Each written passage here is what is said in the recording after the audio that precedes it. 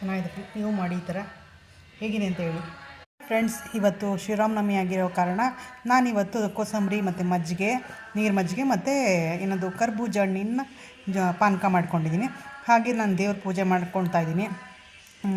ಏನಂದರೆ ಹಿಂದೂ ಸಂಪ್ರದಾಯದಲ್ಲಿ ನಮ್ಮ ಹಿರಿಯರು ಬಂದ್ಬಿಟ್ಟು ಎಲ್ಲನೂ ಕಾಲಕ್ಕೆ ತಕ್ಕಂಗೆ ಹಬ್ಬಗಳನ್ನ ಸೃಷ್ಟಿ ಮಾಡಿದ್ದಾರೆ. ಯಾಕೆ ಅವ್ರಿಗೆ ಗೊತ್ತಿರುತ್ತೆ, ಬಟ್ ಇವಾಗಿನವ್ರಿಗೆ ಏನೂ ಅಷ್ಟು ಹೇಳೋಕ್ಕಾಗಲ್ಲ.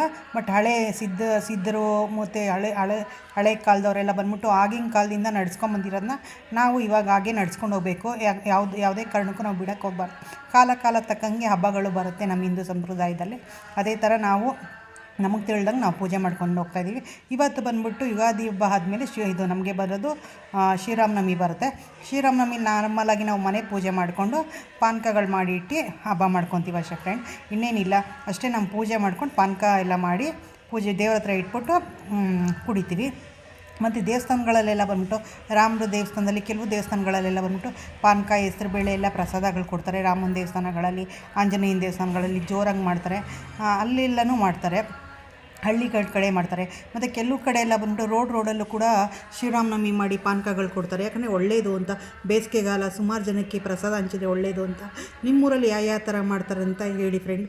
ಮತ್ತು ನಾವು ಸಣ್ಣವರು ಹುಡುಗರು ಇದ್ದಾಗ ದೇವಸ್ಥಾನದಲ್ಲೆಲ್ಲ ಮನೇಲಿ ಮಾಡಿದ್ರೂ ಕೂಡ ದೇವಸ್ಥಾನಕ್ಕೆ ಹೋಗಿ ನಾವು ಹೆಸರುಬೇಳೆ ಪಾನಕೆಲ್ಲ ಕುಡಿದ್ಬಿಟ್ಟು ಬರ್ತಿದ್ವಿ.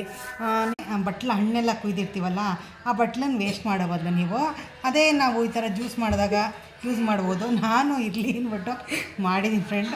ಆ್ಯಕ್ಚುಲಿ ನನ್ನ ಮಗ ಹೇಳ್ತಾ ಇದ್ದಾನೆ, ಇನ್ನೇನು ಸಿಗಲಿಲ್ವ ನಿನಗೆ ಅಂತ ಇದ್ದಾನೆ. ಬಟ್ ನೀವೇನು ತಿಳ್ಕೊಬೇಡಿ, ನಾನು ಮಾಡಿದ್ದೀನಿ ನೋಡಿ. ಕರ್ಬೂಜ ಹಣ್ಣು, ಮಜ್ಜಿಗೆ, ಹೆಸರುಬೇಳೆ ಪಾತ್ರೆ ತೊಳೆಯೋದು ತಪ್ಪುತ್ತಲ್ವ ಫ್ರೆಂಡ್ ನೋಡಿ. ಮತ್ತು ಎಲ್ಲನೂ ನಮಗೆ ಟೈಮ್ ಸೇವ್ ಆಗಲಿ ಅಂದ್ಬಿಟ್ಟು ಮಾಡಿದ್ದೀನಿ. ನಾನು ಸುಮ್ಮನೆ ಹಾಕ್ತೆ, ಬಟ್ ಆ್ಯಕ್ಚುಲಿ ಒಂದು ಹಣ್ಣು ಹಾಳಾಗಿತ್ತು, ಇನ್ನು 2 ಹಣ್ಣು ಚೆನ್ನಾಗಿತ್ತು. ಬಟ್ ಇನ್ನೊಂದು ಬಂದ್ಬಿಟ್ಟು ತೆಗಿಬೇಕಂದ್ರೆ ನಾನು ಫಾಸ್ಟಾಗಿ ತೆಗಿಯೋಕ್ಕೆ ಹೋಗಿ ಅದು ಸ್ವಲ್ಪ ಬಿಟ್ಕೊಂಡಂಗಾಯಿತು, ಬೇಡ ಅಂದ್ಬಿಟ್ಟು ಅದಕ್ಕೆ ನಾನು ಸುಮ್ಮನೆ ಇರಲಿ ಅಂತ ಮಾಡಿದ್ದೀನಿ ನೋಡಿ. ನೀವು ಈ ಟ್ರಿಕ್ನ ಫಾಲೋ ಮಾಡಿ ಅಂತ ಹೇಳ್ತೀನಿ. ಹೇಗಿದೆ ಅಂತ ಹೇಳಿ ಕಮೆಂಟಲ್ಲಿ ತಿಳಿಸಿ ನೋಡಿ. ಹಾಕಿದ್ದೀನಿ ನಾನು ವೀಡಿಯೋ.